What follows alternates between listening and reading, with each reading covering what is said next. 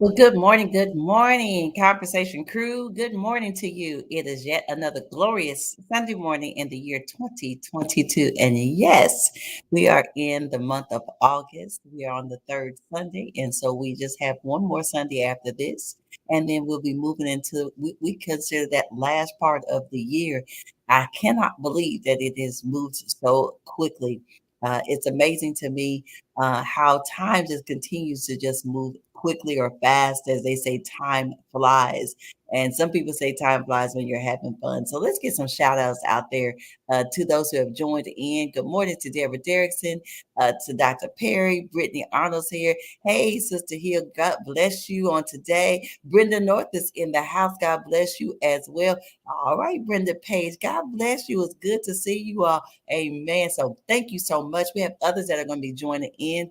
We always want to give a shout out to Bishop Maynard and Dr. Mary T for their love, their support, and all the things that they've done to make sure that this is successful. We thank you so much. And I just want to take a point of privilege to say thank you to everyone who reached out to me on this weekend. This has been 1 year since the transition of Savannah. You all know we've been working on our Purpose Over the Pain campaign, which we are excited about. We have some news to share with you at the end, just to give you an update of how we're moving. So thank you all so much. Aunt Pearl, God bless you. Good to see you. And Yvette Jones, what's going on? All right. Yeah, we've been talking about the 12, and on this Sunday we're going to be talking about the 12, but we're going to be dealing just kind of with the group. We talked about James and John. We talked about Peter and Andrew, and so on next Sunday we're going to be talking about Matthew and Judas. But there was a like a sandwich, the six that were not as popular as the ones that we just listed out. That was Peter, Andrew, James, John, Matthew, and Judas.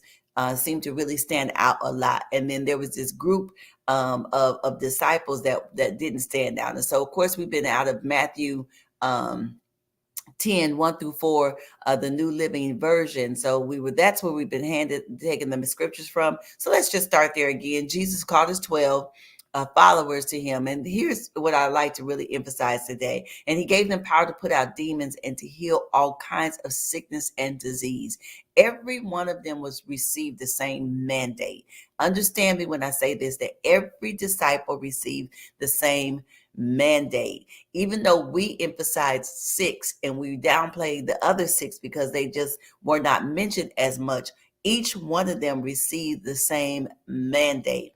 How they handled the mandate it depends on who they are, what they've been exposed to, and their experience. I'm going to say it again. We've talked about this before in some other sessions, but every one of them received the same mandate, the power to put out demons and to heal all kinds of sicknesses and diseases. And then it went on to give us the list of them. There was Simon called Peter, and Andrew his brother, James and John, the son of Zebedee. It's Philip and Bartholomew and Thomas, who we'll talk about as a group today. There was Matthew, the man who gathered taxes. There was James, the son of Alphaeus and Thaddeus. And then there was Simon the Canaanite and Judas Iscariot, who handed Jesus over to be killed. Again, we'll talk about Judas and Matthew on next week. But the ones that we want to talk about today is Philip, Bartholomew, Thomas, James the son of Alphaeus, Thaddeus, and Simon the Canaanite. And let me just say it again to you. Every last one of the disciples received the same mandate from Jesus Christ. The same mandate. The power you have to put out demons and to heal all kinds of sickness and diseases. And so there was half really that went along with it, but afterwards kind of really stayed with with the mandate, stayed with it. And there was another group that kind of just stayed towards the back. And I want to say this to you, that a lot of times, even when you are running with people, when you're hanging out with folks, even people within your own churches and your own groups, your tribes, not everybody's going to follow the mandate. Not everybody's going to follow the calling on their life. And you have to understand that. Doesn't mean that they're not good people. Doesn't mean that they're not saved. Doesn't mean they don't even have the Holy Ghost. But there's some people are just not going to do at full force what God has called for them to do. So I'm gonna ask this question: what do you do with the group? That's what we talk about, the 12, the group. I mean, how would you handle the group? How do you even handle your group? How do you handle your group of those persons who may not be full force, or demonstrating that they understand their purpose, that they understand their mandate in life? How do you handle the group? How do you handle the group? That's my question to you. How do you handle the group? And okay, Vanessa. Okay, that's interesting. She said, "Get rid of them." How do you handle the group? That's going to be the first question I'm going to put out there, and I'll get some more shout outs as I get ready to call as you're answering this question. How do you handle the group?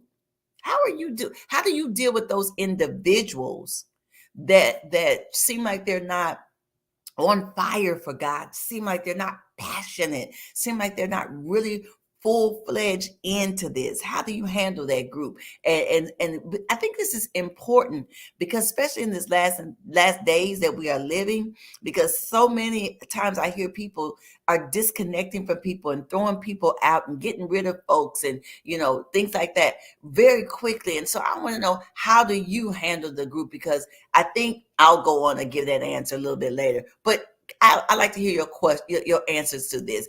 Elder Beatrice, I know you're gonna put something in there. What's up? What's up? Hey, Constance, how are you? Sheila Smith, how you doing? Minister Erica, how are you? We're still yet praying for you. And you all heard from Vanessa earlier. Yeah, y'all say hi, wait, from Vanessa. Bless you, Vanessa. Hey, Mary Ray, how are you? Wanda Ware, what's going on? Pastor Tim Davis, how are you doing? All right. Okay. So, okay. Vanessa came back. She came back. I'm kidding. Find out what their purpose is in my life. Even Judas played a role in the master plan. I like that. I like that. That's good. That's good. That's good. Okay. So Judas, he fulfilled his purpose. We know Matthew got his in. We took care of James and John. We took care of Andrew and Peter. Let's talk about this six. Let's talk about those six that I had up there for you. I'm gonna put their names back out there. How do you handle the Phillips, the Bartholomews, the Thomas, the James, the son of Alphaeus, Thaddeus, and Simon the Canaanite? These disciples were with Jesus the entire time as well. They never did uh, step away. Of course, we know Thomas got his name because he doubted as many minutes and hours and days and weeks and years that he spent with Jesus. He still doubted Jesus when he was risen from the dead after spending that time. And that kind of gives you an idea of the type of group that was with Jesus. And when I talk about the group, I'm talking about these six here. We'll talk about the other six. We only have two more from the first of the other six, but in this subgroup, in this I'll just call it the subgroup, leave it there. But these six that were there, so you had six that were following and six that kind of didn't stay close. Really appears from our perspective that they may not have got the fire caught on the way that the others did. So let's go out here and let's see what some of you all are saying. Okay, good morning. Hey, Forrest in Richmond. Oh, God bless you. Okay. So yeah, so for me, let me just say this. For me, there are going to be some individuals that are going to be around you, that may even be close to you, that may try to get close to you, but seemingly like they're not moving in the same pace, at the same pace that you are. I feel like Vanessa kind of said that everybody has a purpose in your life, especially once they make the 12. When they make it to the place where they are in your immediate circle, there's a reason why they're there. And what we have to do is, one, find out why. Why are we connecting? Why are we being drawn to each other? And then supportive roles that we can have for each other. A lot of times it's lopsided or it's one-sided. One person is always in the forefront and the other one's always in the back, but that doesn't always how it has to be. Sometimes we need to find out what is the true role, and then understand this too. Seasons change. Season changes. Sometimes somebody could be close to you, that you're talking to every day in the first part of a season, or I would call your spring season. But by the time you get to your winter season with them, they may have fallen off. Doesn't mean that the relationship is bad or unhealthy. It's just it has pivoted. There's a different need that you have in that season. So it's important to understand what and who those persons are, and then who they are in your life. But one thing that I want to encourage you, Jesus never got rid of the six, and I'm going to call them the quiet six. He never got rid of the quiet six. He never got rid of the ones who were kind of hanging to the back. You never heard him say that he put them out or anything like that. Now, he had to rebuke Peter. He had to, deal with Judas. John beloved wanted to be, lay his head on this on his chest. The mother wanted to make sure they were in the right position. But you never really hear Jesus having to deal or chastise or to rebuke the quiet six. The quiet six. What you have to find out, everybody needs somebody in their life that's going to just remain a little on the quiet side. You don't always have to be the loud one out the group. Sometimes I tell people I like being around some people who are just a little less, little less noisier than like I am. They're a little less boisterous than I am. Sometimes you have to have somebody that's in the crowd that could be in the background. And they may be the ones that's very observant. Usually people who are quiet are really observing the surroundings. And so there's a role that the quiet six played. There's a role. Everybody couldn't lead. Somebody got to follow. Even when you have the leader, which was Jesus, and you had followers, there has to be a second group that's in there that's following the followers. Yeah, you not always be, top, tier one. Sometimes you in tier two, and that's good because tier two is just as important. Matter of fact, sometimes more important than tier one. Let me tell you why. Because if tier one is so busy doing so much, you're gonna miss some things. But tier two can step in the back and say, "Hey, wait a minute. It's time for us to eat." I don't know which disciple told Jesus that, "Hey, listen." These folks is hungry. But tier two, the quiet six, was still a part of dispersing the food. They was then distributing the food. They were still a part of that. They were a part of the group that made sure that everybody got taken care of. They were still a part of that. They were on the boat when they went to the other side. They were still a part of that group. So they weren't left out. And I want to say that to some of you who may have been criticized, or somebody may have challenged you and said that your passion is not there, that your fire is not burning because you're not as demonstrative as they are, or they don't display the same way that others display. Don't get weary. Don't allow for anyone to push you to the back. Don't allow for anybody to make you feel less than. Don't allow for anybody to devalue you. You let them know, hey, listen, I'm here to support you. I'm supporting the ministry. I may be quiet, but listen, but I count. I may be quiet, but I mean something. I may be quiet, but I'm very valuable. I'm in the background watching to make sure things are going well. Because while you all are up jumping and screaming and hollering and hanging from the chandeliers, as Dr. Mary T says, somebody got to make sure that the chandelier is not about to fall down. And you cannot be hanging from the chandelier and worrying about the chandelier coming down. You need some people at the bottom that have the safety net to catch you in case you fall. So I want to salute the quiet six. I want to give you all a hand clap, the quiet six that stands in the background. Don't count them out. All right. Okay, so I got some feedback from you all. So let me go up. Let me check y'all out. Hey, Elsie White, what's going on? All right, let's see. Okay, Erica said, I tend to spend additional time with them to see what their challenges are and why they're not motivated. Then help them move forward. Some feel inferior to the group, so they don't move forward. So true now. This is true. And just like my mother told me when I was growing up, some of your siblings need more attention than you do. So I know your group, so you can handle their purpose properly and with care. This is so true. Some people need different things in order to be successful. And some people are, can I say this to you? Everybody's not trying to be a millionaire. Everybody's not out here trying to pastor. Everybody's not out here trying to be an entrepreneur. Everybody's not out here trying to be a star. Everybody's not trying to be a hit, and everybody's not trying to be a wonder. Some people are content in their quiet place. And I say that we because I have been, told that I'm an extrovert and I'm da da da. That's fine. So I'm gonna put myself in that way. We need to understand that some people are just not meant to be out front all the time, and we need to allow for people to be themselves. Jesus allowed the quiet six to operate in the spaces that they operated. And when he spoke, if you just go through the Bible, just go through the synoptic gospels, you will see that when Jesus spoke to the 12, it was always the 12. Only time that he separated is when he was going into intimate spaces, when he was going into places that he knew that those individuals, as Elder Van Tree said, they needed to have this exposure for their mandate, for their purpose in this earth. But when it came to the general messages that Jesus had, Jesus dealt with all 12. Okay. When it came to rebuking them, when he said, "Oh, ye of little faith," he didn't say, "Oh, ye six of little faith," and you quiet six, you have faith. He never separated them. So understand that you need to know this, that a lot of times we need to allow for people to be who they are. It takes all of us to make this thing work.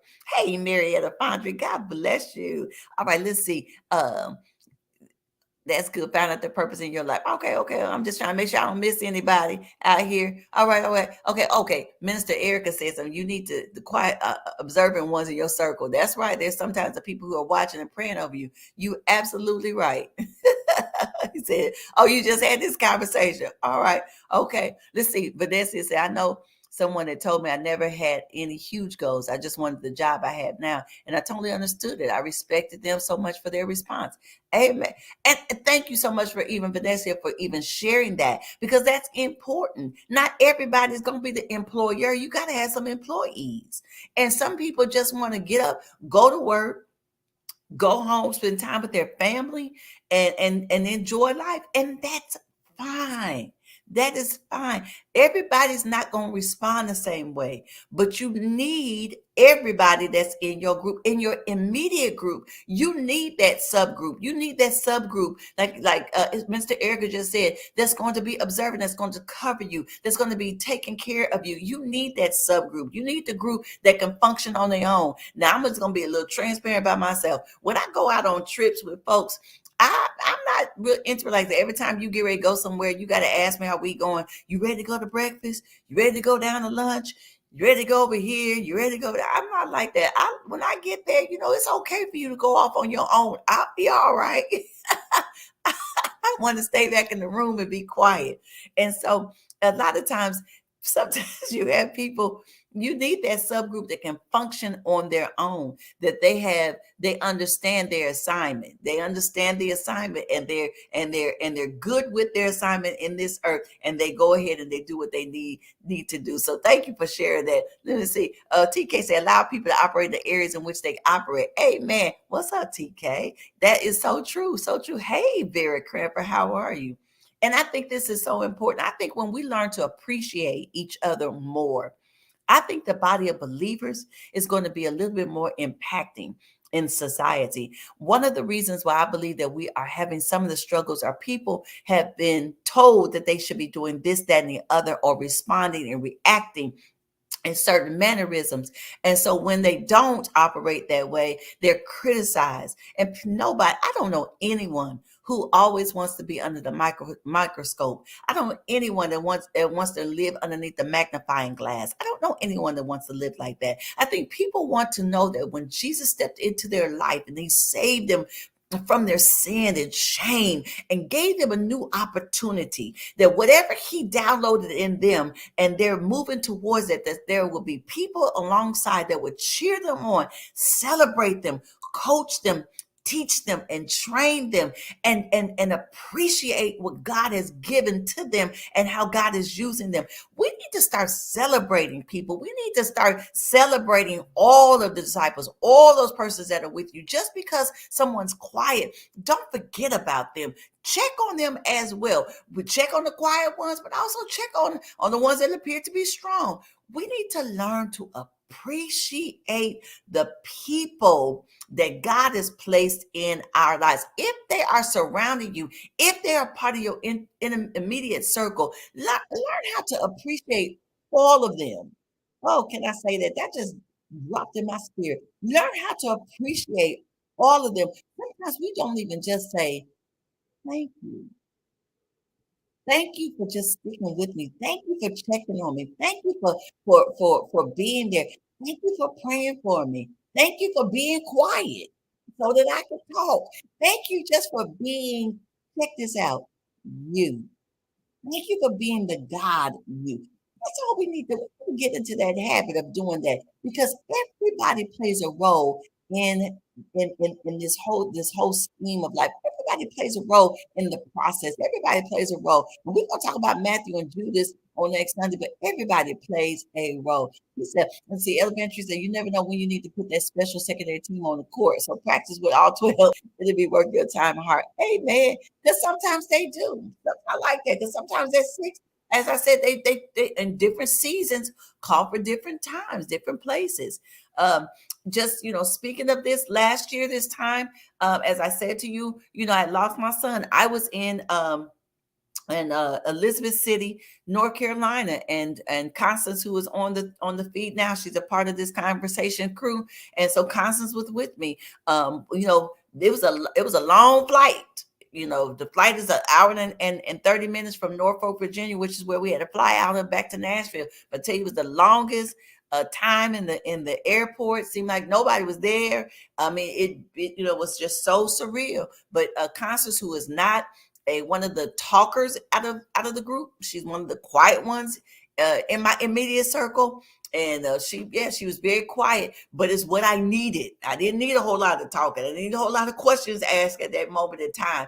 However, new season, new time. We're a year later, and Constance and I have a different. We talking more. We weren't talking as much then, but we talk more, and her voice is starting to really come to the forefront. So seasons change, and I used her just as an example because you all see her on the feed every Sunday. Seasons change, and you're going to need those people. So don't discard people just because they're not operating the way you think they are. Seek the Father, ask God, are they doing what they're supposed to do? And are they benefiting a life the way that they're supposed to and contributing to life the way that they should be? And then are they doing what they're supposed to do in your life? And check this out. Are you doing what you need to be doing in their life? All right, let's pull this one. Okay. Vanessa says, sometimes the quiet ones have the most insight. When I taught at TSU, my quiet students had some of the most introspective homework responses. I had to learn everyone wasn't an extrovert. This is so true. So true. Yeah, sometimes they go deep and sometimes they go shallow. I mean, but it's just good. It is always good to have a different perspective. We should learn from them sometimes too and be quiet. I'm talking to myself, not you all, just to me. Anyway, well, for your cake to properly rise, coming out of that oven, you needed all of those ingredients to make the cake whole and complete. Different purposes, yet all were needed. Oh, come on here, baker. I like that, Mary Ray. Since you showing me up a little bit. I don't do the cooking and the baking stuff, but I appreciate that. That's a great analogy, though. But I think it's so important. As I said to you all, I just want to encourage you as you go forward in this journey that we call life, that we appreciate everyone. We're going to finish up these 12 on next Sunday with Judas and Matthew and really talk about their relationship with Jesus and their mandate and how they helped make sure that the purpose was fulfilled in this earth. I want to say to you all, thank you again so much for the Purpose Over Pain campaign that took place. I want to thank you so much, those who got the shirts. Some of you all contacted, and we decided to move the date back for personal reasons. A lot of people didn't get their shirts, but the people, some of the most important people that didn't get their shirts were my granddaughters. Their shirts didn't come in until late, and they wanted to participate. I talked to them yesterday, and they wanted to have their shirts on, and they wanted to be able to put their shirts on and take their pictures and allow for me to post them.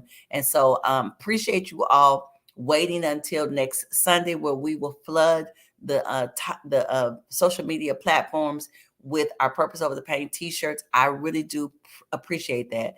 And I want to say to you all, more than ever, thank you all so much for your love, for your support, for always checking on me, for making sure I'm good, for sending me text messages, let me know you're praying for me, not just because of this past weekend, but just for doing that throughout all the time. I'm getting them from all of you all, and I certainly do appreciate you all so very, very much. I want you to know that I thank you for being you and being true to this page and true to what we do. So again, we're going to do our shirts on next Sunday.